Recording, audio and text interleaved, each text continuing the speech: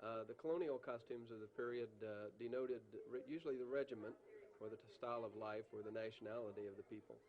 Lace that would be on the inside, and I've just put my coat back on so it hasn't come out yet, would denote the regiment, as would the lace at my neck.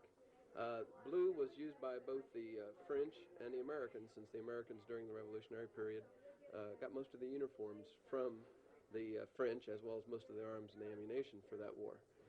The rest of the family, I might let my wife explain that. I'd like to mention before we start that Catherine Harrison did make this outfit, the shirt, the coat, the vest, and it's quite a feat. They're hard to buy in this time of day and age. The girls and I are dressed in more of a colonial style, perhaps what people might have worn on the frontier. Aprons were important because you washed and dried your dishes, you washed and dried your hands, you wiped dirty faces and dirty little hands with the aprons that were on. Then the apron could be changed, and then you wore the dress for long periods of time, often without needing to wash it because you had the skirt.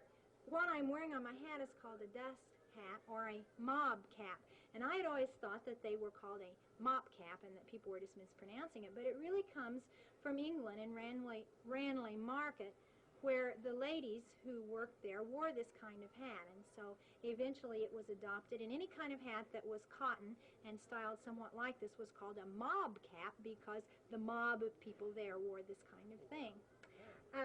The girls' dresses are of calico, and calico was an essential in people when they moved onto the frontier or in the colonies. They used natural dyes, and many colorful things were available.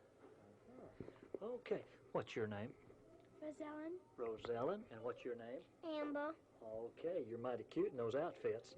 Well, listen, thank you very much for being here. I'll have you and the girls step out, and we're going to keep lending. We're going to bring in two other ladies. So these three are the ones that you've been hearing so much about this afternoon, because so many of those that came through in the various costumes kept giving these three the credit. So we have here, of course, Linda Parrott, that we just had on right before, Ann Leonard, and then Elaine Hurtis.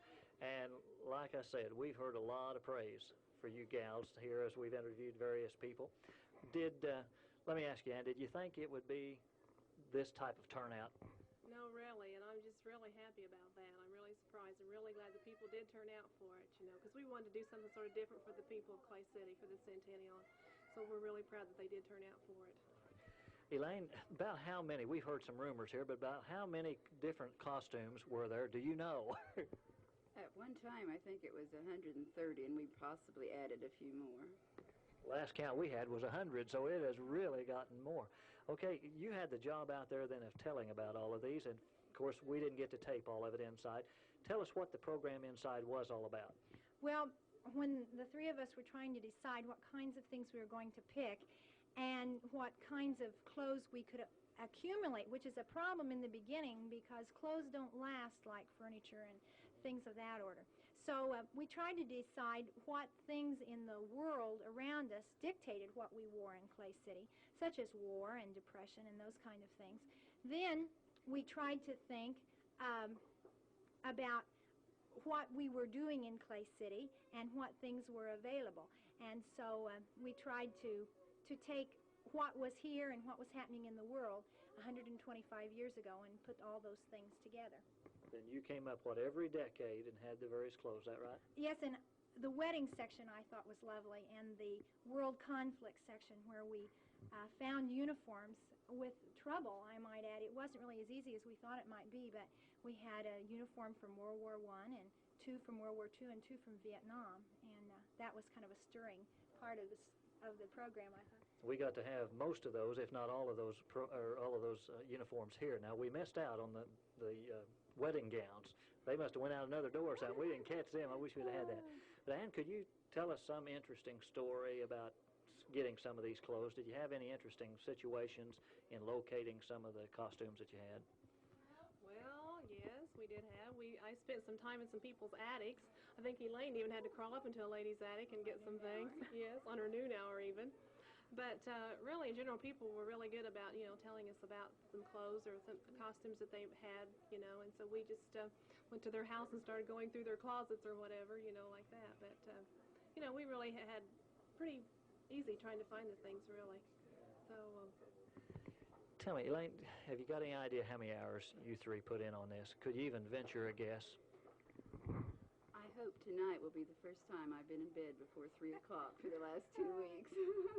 That kind of tells it right there. Really. Let me ask each of you now that it's over, you kind of caught your breath a little bit and you haven't got it all back yet, was it worth it? Oh, definitely. It was worth it even when we were doing it, wasn't it? Or we wouldn't have been willing to put all this time into it. really, and I want to say, too, that we've all gotten along really well doing this together. And we've really had fun doing it. Right. Really. Well, I noticed you two was hugging over there a while ago, and I didn't know if you was wrestling or if it was, appreciate. Elaine and I have done things sort of like this before, and we're always getting some crazy thing going, and working. We never worked with Linda before, but we really enjoyed it. We really have. This is something that I've observed over the years. About any time we've had a program, whether, of course, Ann is a member of the Ingraham Church, and I'm pretty proud of her being up there. And, of course, these, like you said, these gals have worked together on a lot of things. Well, for the church, for Ingraham, for Clay City. And every time we've mentioned their two names, boy, the people came. That's all we had to say. We didn't have to tell them what it was going to be about. We just said, hey, these gals are going to do it. People came. We want to really thank each of you. Mrs. Kinley was an important part, too. Right. Because we just told her what periods we were going to do, and she made the music, and she made it, made the whole show lively.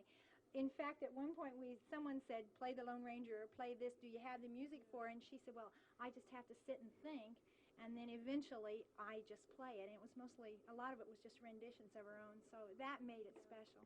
Oh, that is great. Do you have any final parting words for us? Elaine? It was fun. I did enjoy it. The part now that I won't enjoy is getting all the costumes back. I would definitely do it again. The people were great. I couldn't believe the response that we had with people wanting to help, with people who called and said, I don't suppose you want this. It's probably 100 years old, Right. And it's just great.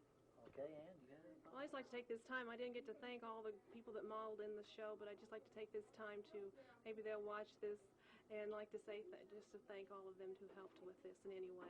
Okay, and Linda? Well, my thought as a home economist is I had no idea that there would ever be a need for antique clothing, and I always pitch everything. Once it's 2 years old, I get rid of it. If you have things in your home that have been special from a time, write it down, put it on the dress, put it on the outfit, put it in a trunk somewhere, and keep it special, because we will appreciate it in time. I just want to pass along something. There's about 6 or 8 different people that I talked to that said this was the greatest thing that's happened in Clay City in a number of years. So, That makes it all worthwhile. Right, that makes it worthwhile to us.